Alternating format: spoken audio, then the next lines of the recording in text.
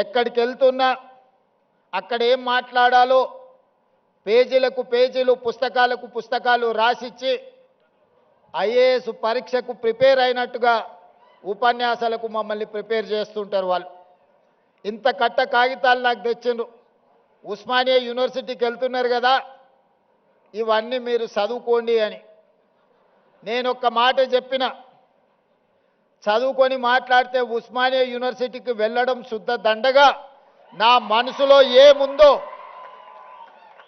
నా జీవితంలో 56 సంవత్సరాల అనుభవం, నల్లమల అటవీ ప్రాంతంలో ఉన్న ఒక మారుమూల పల్లె నుంచి, వ్యవసాయ కుటుంబం నుంచి వచ్చిన నేను ప్రభుత్వ పాఠశాలలో చదువుకొని గ్రామీణ వాతావరణంలో పెరిగి గ్రామీణ వాతావరణంలో ఉన్న పేదరికాన్ని, కుల వివక్షను, జాతి వివక్షను, సమస్యలతో కొట్టుమిట్టాడుతున్న వెనుకబడిన ప్రాంతాలలో పెరిగిన వాణ్ణి.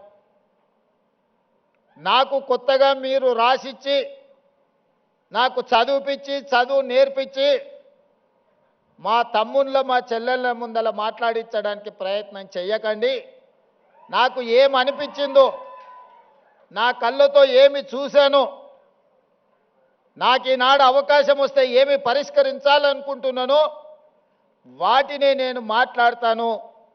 వాటి నుంచి విద్యార్థుల సూచనలు తీసుకొని తెలంగాణ మేధావుల యొక్క అనుభవాలను రంగరించి ఈ విశ్వవిద్యాలయాన్ని అంతర్జాతీయ ప్రమాణాలతో తీర్చిదిద్దాలని ఈనాడు ఒక మంచి సంకల్పంతోని, ఆలోచనతోని నేను ఇక్కడికి రావడం జరిగింది. మిత్రులారా,